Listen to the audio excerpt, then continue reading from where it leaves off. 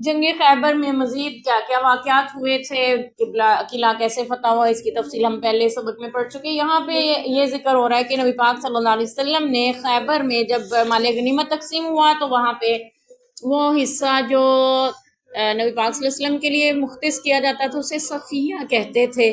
تو آپ صلی اللہ علیہ وسلم کے حصے میں جو لونڈی آئی تھی وہ حی بن اخطب کی بیٹی تھی، جو کہ یہود کے سردار تھا خیبر کو. تو نبی پاک صلی اللہ علیہ وسلم نے، حضرت انس رضی اللہ عنہ فرماتے ہیں، حدیث نمبر ہے 1650، کہ نبی پاک صلی اللہ علیہ وسلم مدینہ اور خیبر کے درمیان 3 شب ٹھہرے، اور ان میں ام المومنین صفیہ رضی اللہ عنہ سے شب عروسی گزاری. پھر میں نے لوگوں کو رسول اللہ صلی اللہ علیہ وسلم کے ولیمے کے لیے بلایا. اب حضرت انس رضی اللہ عنہ چونکہ غلام تھے، آپ صلی اللہ علیہ وسلم اس ولیمے پہ خاص دعوت نہیں کی گئی تھی کہ فلاں فلاں کو بلاؤ، بلکہ آپ فرما رہے تھے جو بھی آئے رستے میں اسے کہہ دینا کہ وہ ولیمے کی دعوت میں شرکت کے لیے آ جائے. تو فرماتے ہیں اس میں نہ روٹی تھی نہ گوشت تھا، اس میں صرف یہ تھا کہ بلال رضی اللہ عنہ کو رسول اللہ صلی اللہ علیہ وسلم نے دسترخوان بچھانے کا حکم دیا. دسترخوان بچھا دیا گیا، پھر اس پر کھجوریں، پنیر اور گھی ڈال دیا گیا، یعنی جو جو کچھ مسلمانوں کے پاس موجود تھا اس وقت میں میسر وہ سب کچھ ڈال دیا گیا. کوئی اسپیشل وہ کیا ولیمے کی دعوت پہ جیسے حدیث پاک کا مفہوم ہے، آپ نے فرمایا تھا ایک بکری ہی کیوں نہ ہو گوشت سے ولیمہ کریں، تو یہ اس لیے یہاں پہ کچھ نہیں تھا. اس سے میں یہ پتہ چل رہا ہے کہ ولیمہ کسی بھی طرح کیا جا سکتا ہے، یعنی اس میں گوشت نہ بھی ہو تب بھی کیا جا سکتا ہے. حضرت صفیہ رضی اللہ عنہ کا ولیمہ بھی اسی طرح ہو رہا ہے. تو پھر مسلمانوں نے باہم گفتگو کی کہ صفیہ امہات المومنین میں سے ہیں یا ایک لونڈی ہیں، یعنی آپ صلی اللہ علیہ وسلم نے بطور لونڈی ہی ان کو اپنے نکاح میں رکھا ہوا ہے یا پھر امہات المومنین میں سے ان کو کر دیا. ہوا یہ تھا کہ داہیہ کلبی نے نبی پاک صلی اللہ علیہ وسلم سے ایک لونڈی چاہی تھی اللہ کے رسول، لیکن آیت فرما دیں اتنی ساری حصے میں آئی ہیں، تو آپ نے فرمایا تھا دیکھ لو جو تمہیں اچھی لگے لے لو. تو انہوں نے حضرت صفیہ کو پسند کیا تھا. تو کسی صحابی نے آ کے عرض کیا اللہ کے رسول یہ سردار کی بیٹی ہے، یہ حق رکھتی ہیں کہ آپ ان کو اپنے حصے میں لیں. تو پھر آپ صلی اللہ علیہ وسلم نے اپنے حصے میں لیا، اور حضرت داہیہ کلبی سے فرمایا تھا تم کوئی اور لونڈی لے لو. انہوں نے کوئی اور لے لی. تو آپ صلی اللہ علیہ وسلم نے پھر ان کو آزاد فرما کر ان سے نکاح کیا تھا. اور پھر نبی پاک صلی اللہ علیہ وسلم کے بارے میں صحابہ کرام کو تجسس ہو رہا تھا، پتہ نہیں لونڈی کے بطور لونڈی ہی نکاح میں رکھا ہے یا پھر امہات المومنین میں ان کو شامل کر دیا گیا. پھر انہوں خود ہی کہنے لگے، خود ہی سوچ رہے ہیں، پھر بول رہے ہیں، پھر خود ہی کہنے لگے اگر رسول اللہ صلی اللہ علیہ وسلم نے ان کو حجاب کروایا تو وہ امہات المومنین میں سے ہوں گی، اور اگر حجاب نہ کروایا تو لونڈی رہیں گی، کیونکہ لونڈیوں کے لیے پردے کا حکم نہیں ہے. اسلام میں آزاد عورتوں کے لیے پردے کا حکم ہے. تو پھر آپ صلی اللہ علیہ وسلم نے جب فرماتے ہیں کہ حجاب کروایا، چنانچہ آپ صلی اللہ علیہ وسلم نے کوچ کیا تو ام المومنین صفیہ رضی اللہ عنہ کے واسطے اپنے پیچھے بیٹھنے کی جگہ بنائی اور پردہ کھینچ دیا، یعنی پردہ کروایا. صحابہ کرام کو پتہ چل گیا امہات المومنین میں شمار ہیں. تو یوں حضرت صفیہ رضی اللہ عنہ کا نکاح بھی خیبر کے وقت فتح خیبر ہوئی تبھی ہوا نبی پاک صلی اللہ علیہ وسلم سے. اور یہ 1651 حدیث میں ہے، امیر المومنین سیدنا علی بن ابی طالب رضی اللہ عنہ سے روایت ہے، فرماتے ہیں صلی اللہ علیہ وسلم نے خیبر کے دن عورتوں سے متاع کرنے اور گدوں کا گوشت کھانے سے منع فرمایا تھا. متاع کیا ہوتا ہے؟ نکاح متاع شریعت اسلامیہ کے ابتداء میں جائز تھا، پھر آپ صلی اللہ علیہ وسلم نے اس کو حرام ٹھہرا دیا. نکاح متاع کا مطلب یہ تھا کہ وقتی طور پر کسی سے نکاح کرنا، وہ چند دن، چند مہینے، چند سال یا چند گھڑیوں کے لیے بھی ہو سکتا ہے. پھر خیبر جب فتح ہوا تو حضرت علی رضی اللہ عنہ کو نبی پاک صلی اللہ علیہ وسلم نے اعلان کرنے کے لیے بھیجا کہ گھریلو گدوں کا گوشت بھی حرام ہے اور خواتین سے متاع بھی حرام ہے. لیکن اب بھی ہمارے ہاں ایک طبقہ فکر جو حضرت علی رضی اللہ عنہ کو اپنا امیر مانتے ہوئے، امام مانتے ہوئے، ان کے اس حکم اور اس اعلان کی خلاف ورزی کرتے ہیں، نکاح متاع کو بھی حلال سمجھتے ہیں اور گدے کے بارے میں بھی کچھ ایسے ہی خیالات رکھتے ہیں. تو اللہ تعالیٰ انہیں ہدایت نصیب فرمائے. اور 1652 حدیث نمبر ہے، عبداللہ بن عمر رضی اللہ عنہ فرماتے ہیں کہ رسول اللہ صلی اللہ علیہ وسلم نے خیبر کے دن مال غنیمت میں سے گھوڑے کو 2 حصے دیے، پیادہ کو 1 حصہ. گھوڑے کو 2 حصے دینے سے کیا مراد ہے؟ یعنی جو شخص جو مجاہد جہاد میں گھوڑے کے ساتھ شامل ہوا تھا اس کو دوہرا حصہ ملا، اور جو پیدل تھے، پیدل تھے، ان کو 1 حصہ دیا گیا، کیونکہ گھوڑے کے ساتھ گھوڑے کا خرچہ بھی ہوتا ہے، ایک گھوڑے کا حصہ اور ایک مجاہد کا. ٹھیک ہے، تو اس لیے آپ صلی اللہ علیہ وسلم نے اس کو 2 حصے دیے اور پیادہ کو 1. آگے یہاں پہ ہمیں تقسیم کا بھی پتہ چل رہا ہے کہ اگر کوئی زیادہ محنت کے ساتھ ہے، سواری وغیرہ کے ساتھ، تو اس کا خرچہ بھی الگ سے دیا جا سکتا ہے. اللہ عالم. 1653 حدیث میں ہے، ابو موسیٰ اشعری رضی اللہ عنہ فرماتے ہیں ہم یمن میں تھے تو ہمیں رسول اللہ صلی اللہ علیہ وسلم کی مکہ سے نکلنے کی خبر پہنچی. یہ یمن سے مسلمان ہونے کے لیے، اسلام قبول کرنے کے لیے آئے تھے. فرماتے ہیں تو ہم بھی آپ کی طرف ہجرت کر کے روانہ ہوئے، میں اور میرے دو بھائی ابو بردہ اور ابو رحم تھے.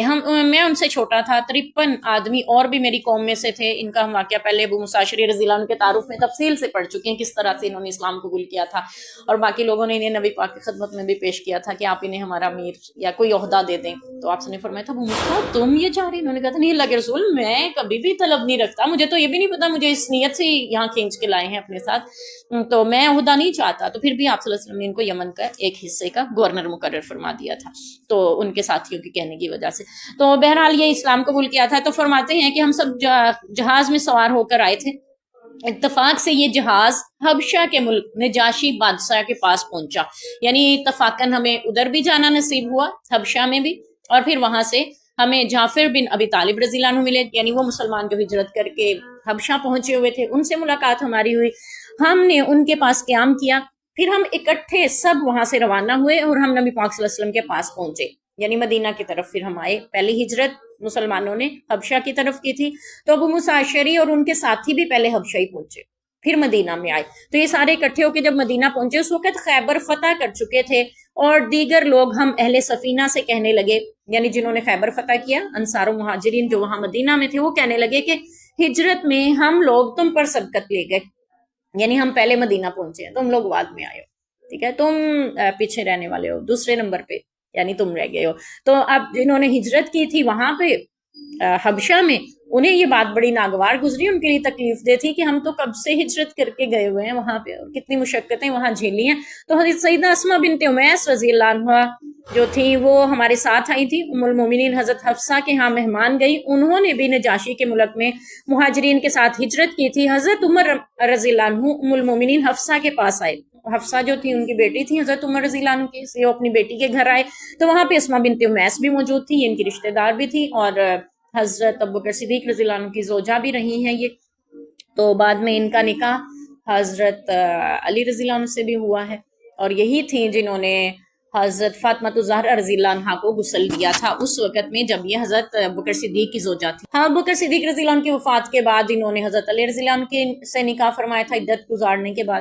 تو بات یہاں سے ہمیں پتہ چلی کہ بعض لوگ یہ کہتے ہیں کہ ابوبکر صدیق رضی اللہ عنہ کو پتہ ہی نہیں تھا سیدہ فاطمہ الزہرا فوت ہو گئی ہیں، ان کے جنازے میں بھی وہ شریک نہیں ہوئے تھے، اور ان کا جنازہ بھی نہیں پڑھایا گیا، رات کے وقت اٹھایا گیا تھا تاکہ وہ شریک نہ ہو سکے، نعوذ باللہ، کیونکہ انہوں نے نبی کی بیٹی کا حق مارا تھا. جبکہ ہم اس کو تفصیل سے ذکر کر چکے. سیدہ فاطمہ الزہرا رضی اللہ عنہ کو جب پتہ چلا کہ اللہ کے نبی کا فرمان ہے کہ انبیاء کی وراثت تقسیم نہیں ہوتی، تو اس فیصلے پہ وہ راضی واپس لوٹی. اور پھر حضرت ابوبکر صدیق رضی اللہ عنہ کی زوجہ غسل دینے آ رہی ہیں، تو کیا خیال ہے ابوبکر صدیق کو پتہ ہی نہیں ہے کہ سیدہ فاطمہ الزہرا وفات پا گئی، تو وہ جنازے میں شریک ہی نہیں ہوئے، یعنی گھر والے غسل دینے جا رہے ہیں اور اس میں شریک ہیں، تو کیسے ہو سکتا ہے ابوبکر صدیق رضی اللہ عنہ شریک نہ ہو؟ یقیناً وہ بھی اس میں شریک تھے.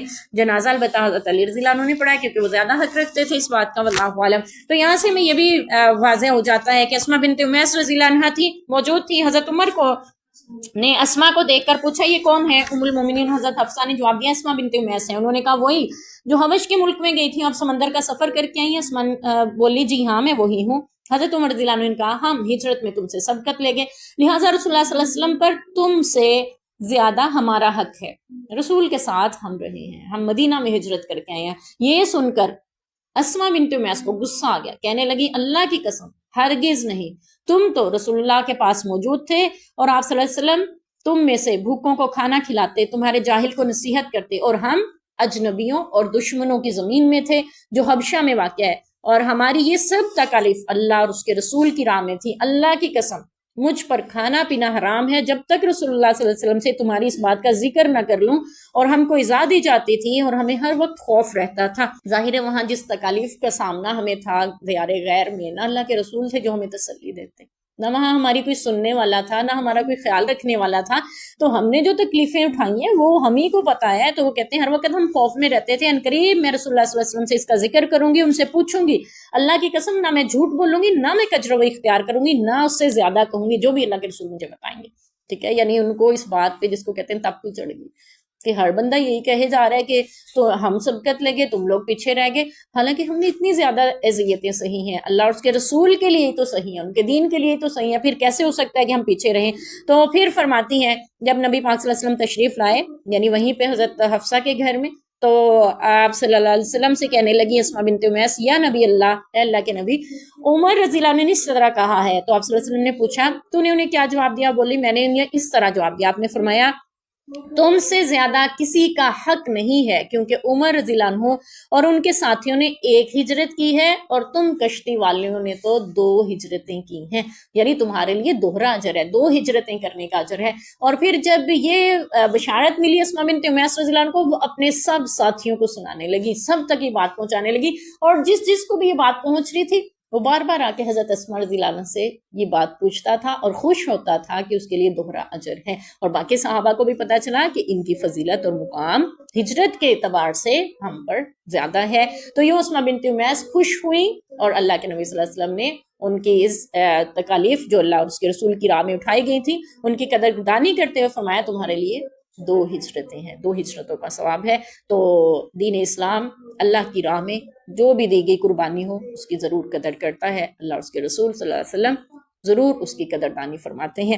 تو ابو موسیٰ اشعری رضی اللہ عنہ فرماتے ہیں میں اشعری لوگوں کی آواز پہچانتا ہوں، میں جب وہ رات کے وقت مدینہ میں اپنے گھروں میں قرآن پڑھا کرتے ہیں، میں ان کی رات کے قرآن کے پڑھنے کی وجہ سے ان کی آواز کے ٹھکانوں کو پہچان لیتا ہے۔ وہی ابو موسیٰ اشعری رضی اللہ عنہ جو یمن سے ہجرت کر کے آئے تھے اپنے 53 آدمیوں کے تقریباً ساتھ، تو وہ اپنے علاقے کی آواز کا لہجے کا پتہ ہوتا ہے، تو یہی ابو موسیٰ اشعری رضی اللہ عنہ ہیں جن کے لیے نبی پاک صلی اللہ علیہ وسلم نے فرمایا تھا ان سے قرآن سیکھو، ٹھیک ہے، 4 قاریوں سے قرآن سیکھو، میں ابو موسیٰ اشعری رضی اللہ عنہ بھی ہے۔ تو یہ فرماتے کہ ہمارے علاقے کے ہمارے لہجے کی میں رات کے وقت جب وہ قرآن پڑھتے ہیں یہ بھی پتہ چلتا ہے کہ صحابہ کرام قرآن سے شغف کتنا رکھتے تھے، ٹھیک ہے، قرآن پڑھتے تھے بلند آواز سے، اور یہ کب پڑھا جاتا تھا؟ نماز میں پڑھا کرتے تھے صحابہ کرام۔ اور فرماتے کہ میں یعنی ان گھروں سے جب آواز سنتا ہوں مجھے پتہ چل جاتا ہے یہ فلاں کا گھر ہے، یہ ہمارے اشعر قبیلے سے آئے ہوئے یمنی لوگ جو آئے ہوئے ہیں، یہ فلاں کا، یہ فلاں کا، حالانکہ دن میں مجھے نہیں پتا ہوتا وہ کہاں رہتے ہیں، ان کے گھر کہاں پہ، لیکن رات کے وقت مجھے کسی کے گھر سے جب آواز آتی ہے میں پہچان لیتا ہوں یہ فلاں کے گھر کی آواز ہے اور یہ فلاں کا گھر ہے۔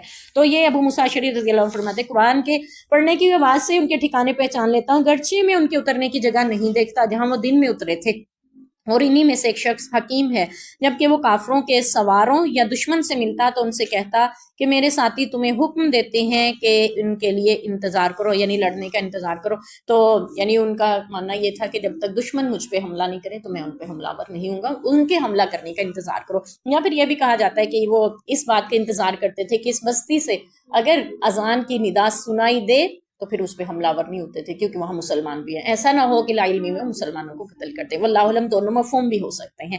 تو 1655 حدیث نمبر ابو موسیٰ اشعری رضی اللہ عنہ فرماتے ہیں کہ ہم فتح خیبر کے بعد رسول اللہ صلی اللہ علیہ وسلم کے پاس حاضر ہوئے، آپ صلی اللہ علیہ وسلم نے خیبر کے غنیمت سے ہمیں حصہ دیا۔ یہی ابو موسیٰ اشعری رضی اللہ عنہ کہاں سے آ رہے تھے؟ حبشہ والوں کے ساتھ ہجرت کر کے، تو اس وقت میں پہنچے جب خیبر فتح ہو چکا تھا، تو نبی پاک صلی اللہ علیہ وسلم نے حبشہ سے آنے والوں کو بھی مال غنیمت میں سے حصہ دیا تھا، یعنی ان کا بھی حصہ لگایا گیا تھا، اور ہمارے علاوہ کسی اور کو جو وقت فتح حاضر نہ تھا حصہ نہیں دیا تھا۔ وہاں فتح کے وقت جو لوگ مسلمان موجود تھے ان کو حصہ دیا تھا، یا پھر حبشہ سے آنے والے تمام مسلمانوں کو حصہ دیا تھا خیبر کی فتح میں، لیکن ان کو نہیں دیا تھا جو اس میں موجود نہیں تھے فتح۔ ظاہر ہے کچھ مسلمان مدینہ میں بھی رہ گئے ہوں گے، یا کچھ مسلمانوں کو وہاں کی